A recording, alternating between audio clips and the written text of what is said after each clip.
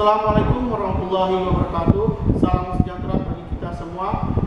Salam Om Swastiastu, nama budaya, salam kebajikan. Perkenalkan, nama saya Said Alfiansa, mahasiswa PPG dalam jabatan Angkatan 3 tahun 2023 Universitas Negeri Makassar. Kali ini saya akan memaparkan atau hasil dari kegiatan PPL 1 siklus 1, ya, di mana PPL siklus 1 ini saya akan mengambil materi tentang pengendalian sosial mata pelajaran sosiologi jenjang SMA kelas 10. Assalamualaikum warahmatullahi wabarakatuh. Waalaikumsalam warahmatullahi wabarakatuh. Selamat siang anak-anak. Ya.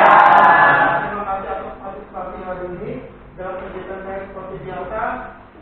Kali ini sebelum kita memulai pelajaran, tolong terlebih dahulu pimpin doa. Siapa? Habib. Silakan Habib doa dulu. Selanjutnya saya akan mengecek kebersihan dulu, ya. Gimana kebersihan, coba dicek apakah ada yang menyimpan plastik atau sampah apapun. Silakan dicek. Gimana? Ya, siapa itu? Boleh, silakan dibuat. Selanjutnya itu adalah kita akan mengecek kajian siswa kepada saudara siapa? Saudara kita. Coba cek dulu. Gimana? Siapa? Lengkap. Iya, terima kasih, silakan duduk. Jadi hari ini yang hadir sebanyak 16 siswa, ya. Tadi Bapak sudah menyampaikan bahwa semua hadir. Mengaitkan antara materi yang lalu dengan materi yang akan kita sampaikan hari ini. Kemarin atau minggu yang lalu kita sudah bahas tentang yang namanya perilaku menyimpang. Ya, perilaku menyimpang itu apa? Kemarin sudah jelaskan bahwa banyak sekali di kehidupan kita perilaku menyimpang. Contohnya membolos, mencontek dan sebagainya, tawuran dan sebagainya. Nah, kali ini kita akan membahas bagaimana mengatasi hal tersebut. Oke? Nah, sebelum kita masuk ke materi, saya ingin membagikan sebuah latihan soal atau saya sebut dengan pretest. Tolong dikerjakan selama waktu kurang lebih 5 menit, langsung dipul.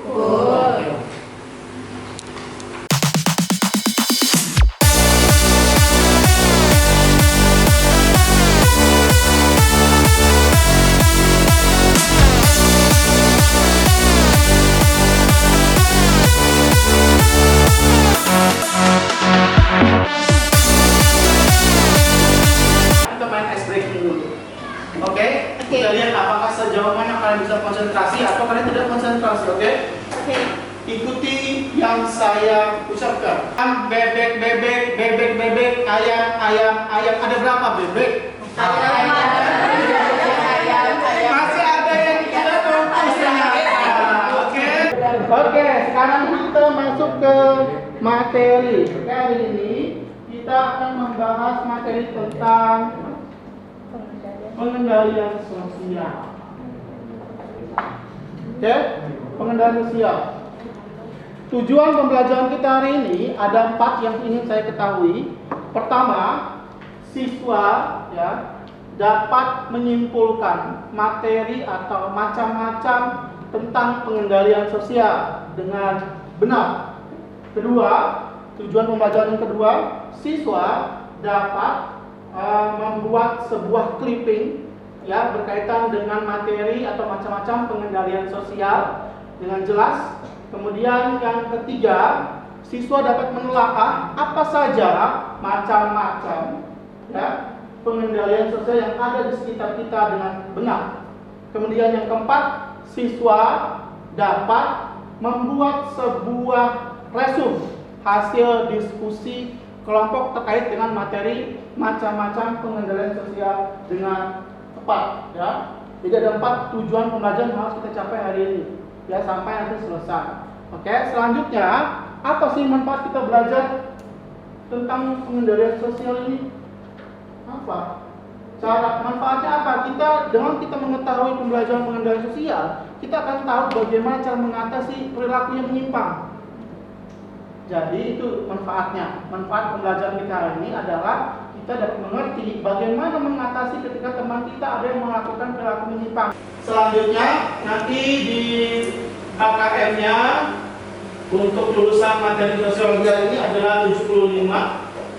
Ya, kemudian pendekatan yang saya gunakan dalam proses pembelajaran ini adalah saintifik ada 5M, kemudian berbasis teknologi, kemudian metode yang saya gunakan dan model pembelajaran yang saya gunakan itu adalah PBL. Model adalah PBL. Kemudian metodenya adalah yang pertama yang saya gunakan tadi, metode pembelajaran kita hari ini adalah diskusi, tanya jawab, kemudian penugasan, demonstrasi, dan kerja kelompok. Ada 5 metode yang harus kita bicarakan pada pertemuan kali ini. Paham? Paham. Kita teknik penilaiannya ada 3, yaitu ada observasi melalui sikap kalian bagaimana di kelas ketika teman mengerjakan, kemudian dan seterusnya. Kemudian yang kedua tekniknya adalah pengetahuan melalui uji tertulis atau pilihan ganda. Kemudian yang ketiga unjuk kerja dan juga lembar penugasan. Nanti ada artinya unjuk kerja itu nanti presentasi. Ya, sudah dimengerti?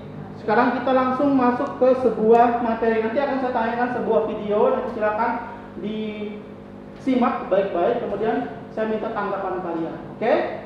Selesai dan melakukan Budi pulang ke rumahnya masing-masing.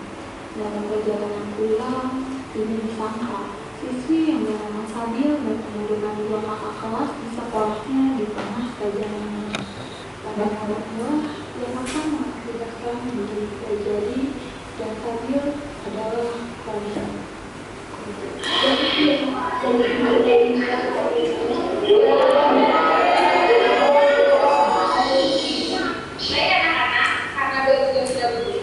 Kejadian peristiwa, jadi bullying itu ada perundungan, bahasa kita pada pendidikan perundungan. Jadi itu ada salah satu perilaku menyimpang yang ada yang paling gampang kita ketemu. Jadi mengolok-olok nama orang tua temannya itu tidak boleh. Terus saya kemudian mengolok fisik kawannya. Bullying itu tidak harus kalian mengolok nama orang tua, tapi bentuk fisik apapun itu yang merendahkan seseorang itu termasuk adalah berlari keliling halaman hingga seorang di antaranya jatuh pingsan akibat kelelahan.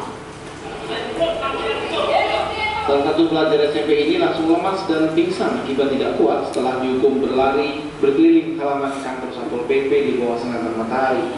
Petugas Satpol PP pun langsung membawanya masuk ke dalam kantor untuk mendapatkan perawatan. Pelajar yang pingsan ini adalah salah satu dari 7 pelajar yang tertangkap razia Satpol PP Blitar saat membolos di jam belajar.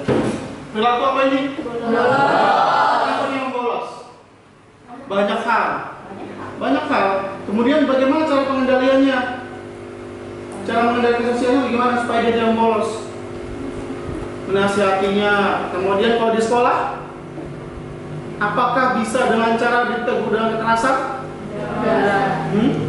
Tidak. Kenapa? Apa alasannya jawab tidak? Apakah ketika ada seseorang yang membolos di sekolah kemudian dihukum oleh gurunya push up itu bentuk kekerasan atau tidak? Enggak. Of course bentuk kekerasan. Apakah bisa membentuk sebuah kejenuhan pada anak itu? Bisa. Jadi intinya adalah mekanisme pengendalian sosial itu banyak cara sehingga membuat seseorang itu menjadi jerah. Itu, oke. Tetapi harus ada batasan tertentu. Jadi intinya batasan itu adalah tidak boleh melawan fisik tapi tidak boleh berlebihan. Di hadapan ratusan siswa sekolah menengah pertama di Jalan Menur, Surabaya, Risma mengeluh karena tingkat penggunaan narkoba di kalangan pelajar di Surabaya semakin banyak.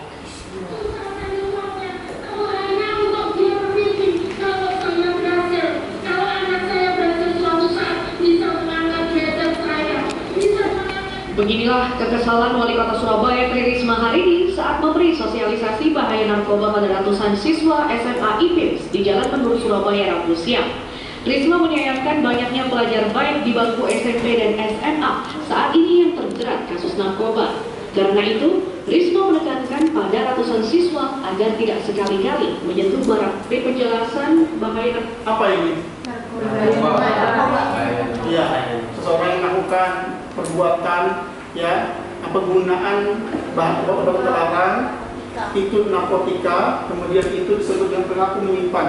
Kemudian bagaimana cara mengendalikan sosialnya? Itu tadi kita bisa dengan cara melakukan edukasi tadi seperti beliau. gitu. Melakukan edukasi. Apalagi yang kedua? Sosialisasi, tepat sekali. Jadi penyuluhan itu salah satu bentuk mekanisme mengendalikan sosial yang ada di masyarakat.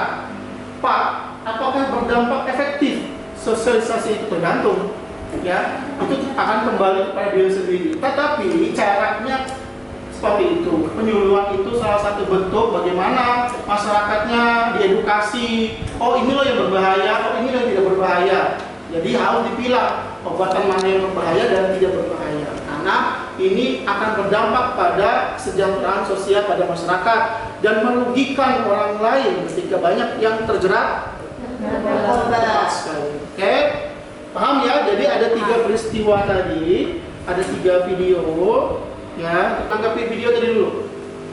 Satu orang bahwa video tadi tentang apa?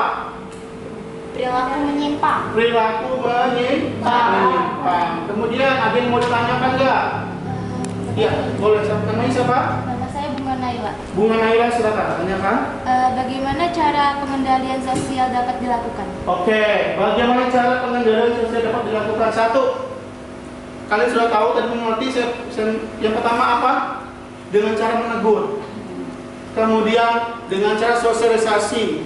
Kemudian dengan cara diri sendiri. Apa diri sendiri? Itu adalah pengendalian diri pribadi terkait dengan psikisnya. Itu ketiga. Kemudian dengan cara lembaga, baik yang resmi ataupun tidak resmi. Yang tidak resmi seperti apa Pak? Nanti kita bahas setelah ini. Oke?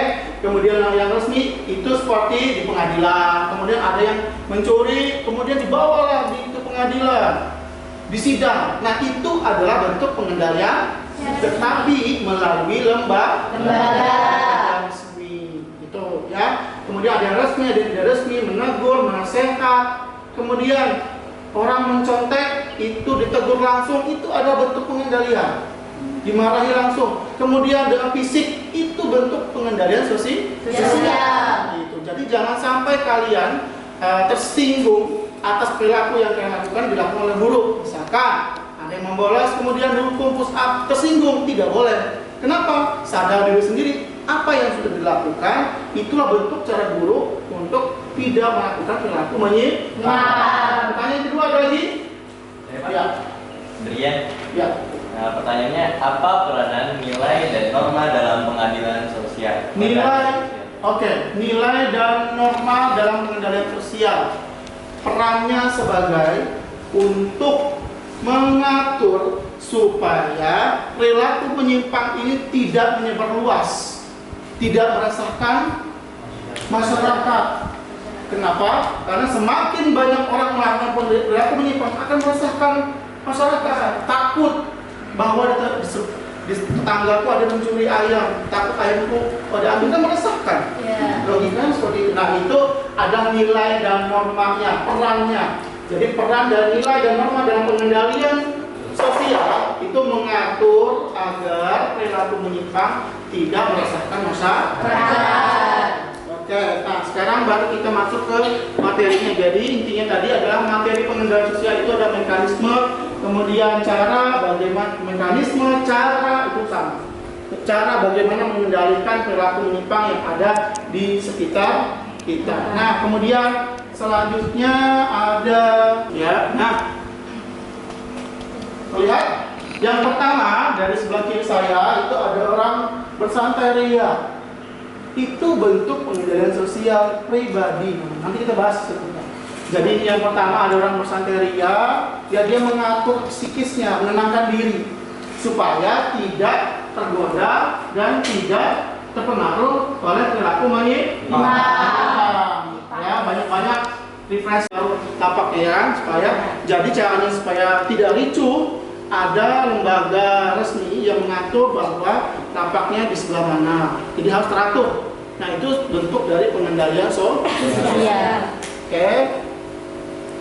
Selanjutnya, nah ini yang kita bahas. Intinya ada di sini. Jadi pengendalian sosial itu macam-macamnya, ada 3 bagian. Yang ya, semua totalnya ada 9. Jadi yang pertama itu adalah sifat, menurut sifatnya, kemudian menurut cara pelakuannya, yang ketiga menurut pelakunya. Ya, jadi contohnya ada 9. Mulai dari preventif, represif, kuratif, persuasif, koersif, pribadi, institusi, resmi dan tidak resmi. Oke, sekarang kita masuk yang pertama. Macam-macam pengendalian sosial. Yang pertama berdasarkan sifatnya, yaitu tindakan preventif. Nah, jadi menertibkan polisi yang tidak pakai helm ditertibkan. Ya. Kemudian yang kedua menasihati karena dia datang terlambat. Itu adalah bentuk dari pengendalian preventif. Jadi nanti harus membedakan mana yang preventif dan sebagainya. Ya. Kemudian selanjutnya represif itu adalah tujuannya dapat mengembalikan kekompakan, karena pengendalian sosial ini merupakan bentuk pengendalian di mana penyimpangan sosial menjadi kembali normal. Itu ya. Ini adalah represif. Kalau tadi apa? Preventif. Kemudian yang ketiga ada apa? Kuratif. Jadi kuratif itu pengendalian sosial yang dilakukan secara langsung di tempat. Ya. Kan orang mencontek itu kan kalau di kondisi ulangan ketika ada mencontek langsung ditegur tanpa basa-basi, tanpa dibawa ke ruang ke kantor guru, tidak, langsung di tempat ditegur. Bentuknya adalah peneguran, ditegur. Oke. Kemudian selanjutnya itu ada juga tuh remaja yang tertangkap basah sedang merokok di lingkungan sekolah, langsung ditegur oleh pihak sekolah. Ya, itu adalah bentuk kuratif. Ingat, tindakan kuratif itu ada tindakan yang secara langsung. Kemudian yang kedua ada berdasarkan cara perlakuannya itu persuasif. Ya, cara pengendalian melalui simbol dan lisan. Apa itu maksudnya? Kalau lisan, oke lah, ngerti ya. Sosialisasi, penyuluhan, apa? Kalau simbol, bagaimana caranya? Ayo, ada yang tahu? Kalau ada spanduk dilarang merokok. Itu bentuk dari pengendalian sosial, tapi jenisnya persuasi. Kemudian lampu merah harus berhenti, tapi itu bentuk simbol. Simbol itu pengendalian sosial, tapi bentuknya melalui simbol. Ya, disuruh dilarang belok kanan, tapi tetap dia belok kanan. Ya kan? Ya. Kemudian, nah ini yang saya sebut tadi pengendalian healing tadi. Me time. Gitu ya. Tapi sebenarnya terlepas dari diri pribadi, terkadang ada juga sesuatu tidak menutup kemungkinan orang yang pendiam itu bisa melakukan penyimpangan apapun bisa dilakukan terkait dengan lingkungan dan bagaimana dia berinteraksi dengan teman-teman. Gitu ya. Kemudian selanjutnya ini institusional, ini melalui lembaga. Ternyata anak-anak di sekolah pesantren itu termasuk pengendalian sosial. Kenapa? Hah? Karena termasuk pengendalian institusional. Iya. Atau oke. Jadi begini, yang dimaksud dengan lembaga institusional itu mereka itu kan mengatur sikap anak didiknya. Iya kan? Supaya tidak berperilaku menyimpang. Jadi anak-anak yang seperti itu etikanya diatur di dalam tiap tinggal di asrama seperti apa. Ya, tidak boleh sembarangan. Jadi itu adalah pengendalian sosial dalam bentuk lembaga resmi atau tidak resmi? Resmi. Nah, ini adalah pengendalian yang tidak resmi. Orang berceramah, majelis taklim, majelis apapun bentuknya, itu pengendalian sosial tapi yang sifatnya tidak resmi. Ya, kenapa tidak resmi? Ya, tidak punya dasar hukum. Kalau kejaksaan, polisian, pengadilan punya yang namanya dasar hukum. Tapi bisa dikatakan sebagai pengendalian tapi tidak resmi. Kemudian yang dengan keluarga juga masuk, ya di mana keluarga ini salah satu bentuk bagaimana mengendalikan perilaku anaknya di rumah, orang tuanya menjaga seperti apa. Setelah ini akan saya bentuk kelompok, ya menjadi 3 kelompok. Silakan berbicara, silakan mulai.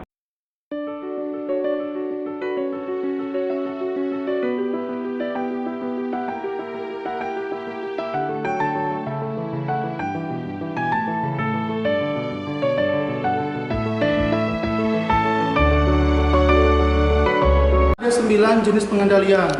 Kemudian pertama kalian buka dulu linknya, ya. Kemudian kalian pahami itu termasuk dalam jenis apa berita itu. Kemudian kalau sudah masuk, kalian jelaskan peristiwanya apa. Kemudian kenapa termasuk dalam koersif, misalkan dikasih alasan. Jadi ada peristiwanya dulu, dari berita itu apa, dari awal sampai akhir. Misalkan peristiwa tadi dia membolos, itu kan ada ceritanya. Nah, itu yang kalian tulis cerita dari berita itu. Kemudian di bawahnya kalian jelaskan kenapa memilih koersif sebagai jenisnya. Nah, itu. Jadi ada alasannya dan peristiwanya apa, ceritanya apa. Kemudian yang kotak merah, ini kalian membuat sebuah kesimpulan dari pembelajaran kita dari awal sampai hari ini. Oke? Disimpulkan.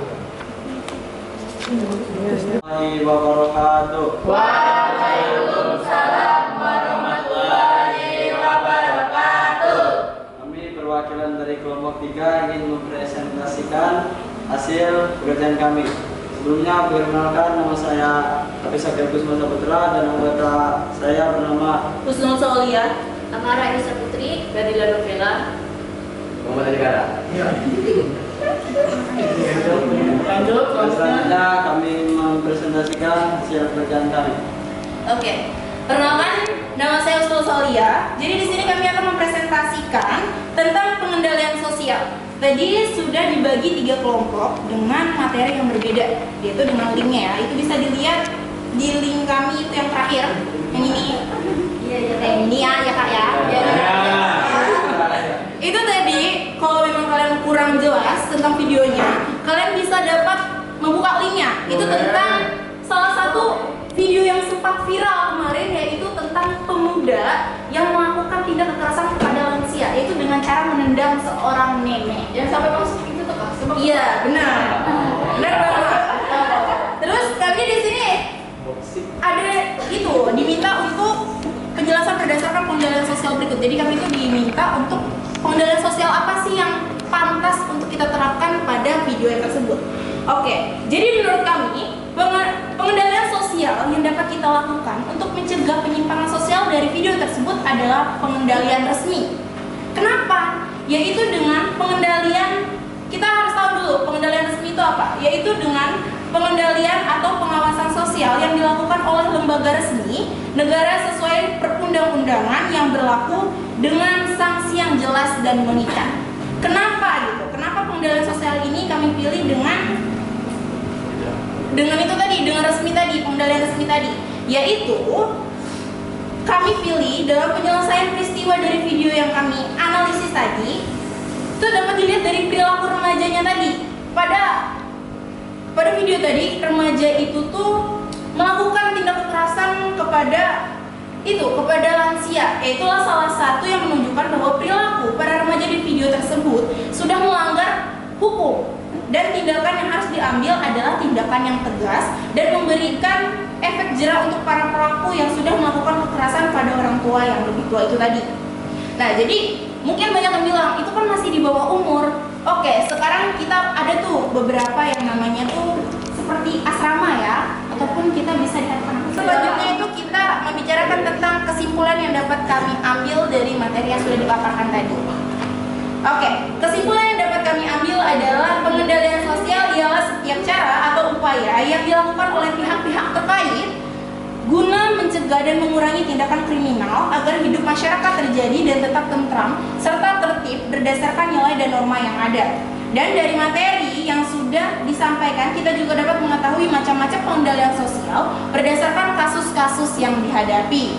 Jadi kesimpulan dapat kami ambil tuh seperti itu. Tadi dengan apa sih pengendalian sosial, apa cara saja pencegahannya, pengendalian sosial itu tadi ada dibagi berapa macam, cara tindakannya, resmi tidak resminya, dan sebagainya. Mungkin sampai di sini ada yang ingin ditanyakan. Oke, terima kasih. Dan pemaparannya bahwa tadi berita tentang apa tadi?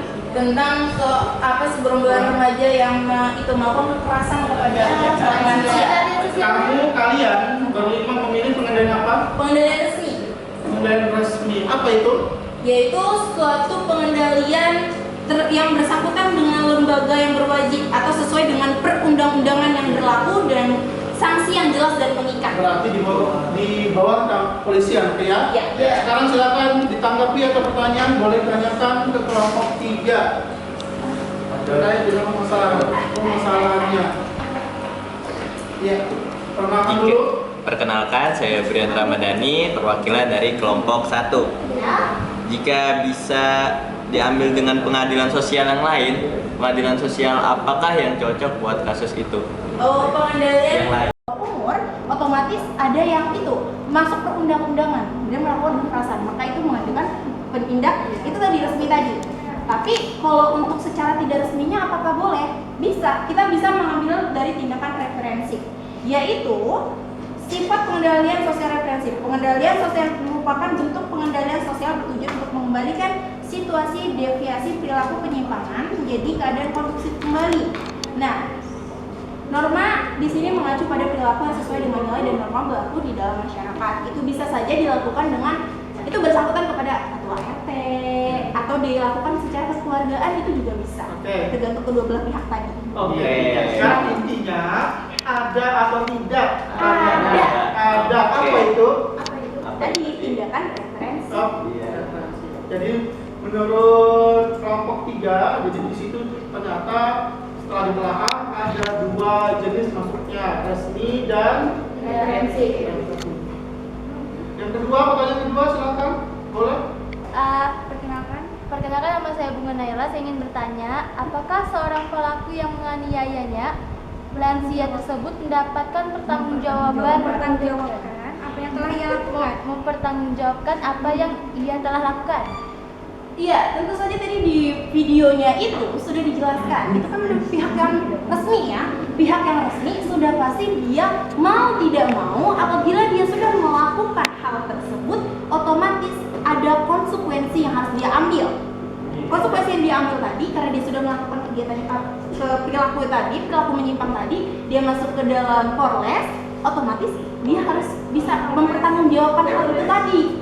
Itu. Jadi dia mempertanggungjawabkannya. Oke. Bisa dipahami? Bisa. Sekarang saya teruskan terkait dengan pertanyaan siapa tadi? Rian. Sebenarnya intinya itu adalah sudah letak ada pada peristiwa tersebut.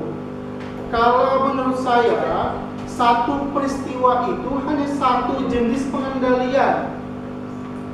Itu kan di situ sudah ada ketahuan di bawah kepolisian. Kan kepolisian itu lembaga apa? Nah, berarti tindakan pengendalian sosial cuma ada satu. Sudah dibawa ke kepolisian, berarti lembaga resmi atau bukan? Iya, lembaga resmi. Jadi tidak ada satu peristiwa, 2 jenis pengendalian, itu tidak ada. Jadi satu peristiwa, satu berita, satu kejadian, hanya satu pengendalian sosialnya. Gitu. Ya, yang mana yang paling menimbulkan efek jerah. Kalau seandainya dia memilih hanya dengan menegur, itu tidak jelas salah. Kenapa dikatakan salah? Karena dia apa tadi? Jadi kan melakukan Kekerasan itu, apalagi yang mereka lakukan itu adalah lansia. Nah, begitu. Jadi intinya adalah satu jenis peristiwa, perilaku menyimpang, hanya satu jenis pengendalian sosial. Bisa dipahami? Tepuk tangan semua.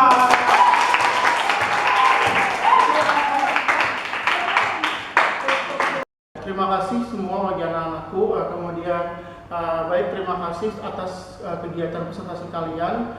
Cukup baik setelah dinilai dari kegiatan semua, yaitu kegiatan presentasi, di mana kegiatan presentasi kalian menghasilkan nilai yang bagus ya. Saya sudah cek semua nilai presentasinya, kemudian saya juga sudah cek seluruh tugas-tugas kalian bahwa nilai dan juga hasil resume yang kalian kerjakan, kemudian tugas-tugas yang lainnya saya nyatakan dengan nilai yang bagus. Ada 9 macam-macam pengendalian sosial. Bagaimana cara kita mengendalikannya? Banyak sekali caranya ya, dan termasuk dalam jenis kekerasan juga sebagai bentuk mengendalikan perilaku menyimpang. Coba siapa? Bagian sana. Silakan diri dulu. Refleksinya apa kita hari ini pembelajarannya? Setelah mengetahui dan memahami materi pengendalian sosial, saya jadi mengerti macam-macam pengendalian sosial yang ada di lingkungan masyarakat kita dan bagaimana cara mengatasi perilaku menyimpang yang dapat menimbulkan keresahan masyarakat. Iya, silakan. Terima kasih pada jawabannya. Iya.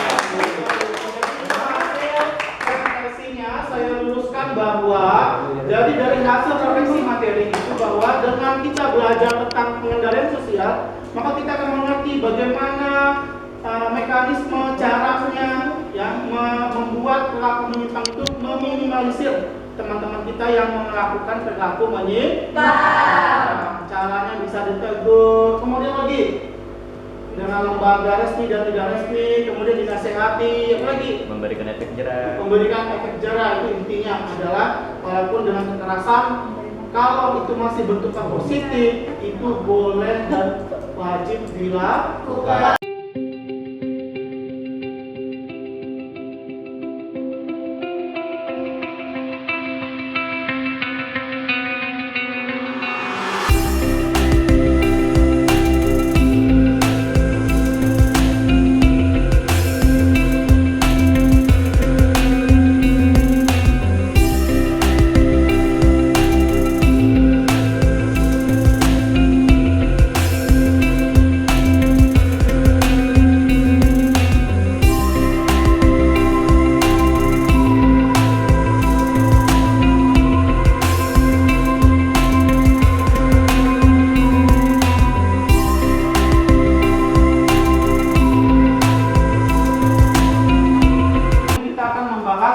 Materi tentang interaksi sosial. Ini ada jawaban di buku. Iya.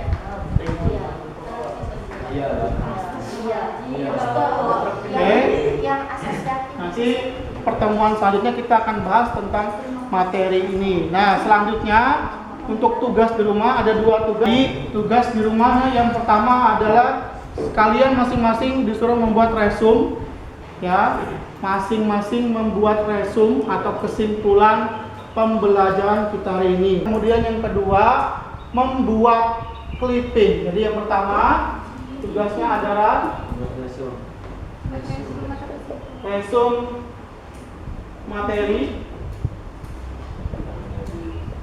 Ya, materi kita hari ini. Kemudian yang kedua membuat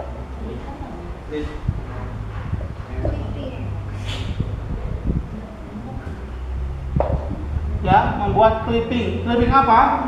Ya, clipping tentang foto-foto macam-macam pengendalian sosial yang ada di masyarakat. Contoh, tadi foto orang sosialisasi, tempel. Kemudian yang kedua, apalagi yang semua ada 9. Jadi ada 9 foto yang harus kalian tempel dan membuat clipping, ya, masing-masing. Jadi ada 9. Jadi ada fotonya, kemudian di bawahnya ada keterangannya, itu foto apa? Ya, misalkan tadi penertiban lalu lintas, tidak pakai helm kah, atau mungkin tadi refleksi atau healing kah, itu gambarnya. Kemudian ada yang mencontek, itu ditempel dalam sebuah HPS, ya, sebanyak, jadi fotonya ada 9 foto sesuai dengan macam-macam dari pengendalian sosial. Pembelajaran kita hari ini tentang pengendalian sosial. Silakan pimpin doa untuk pulang. Sebelum akhiri pembelajaran pada hari ini, kita berdoa agar pembelajaran hari ini dapat selesai. Oke, terima kasih ya untuk kegiatan hari ini. Saya ucapkan dulu wassalamualaikum warahmatullahi wabarakatuh.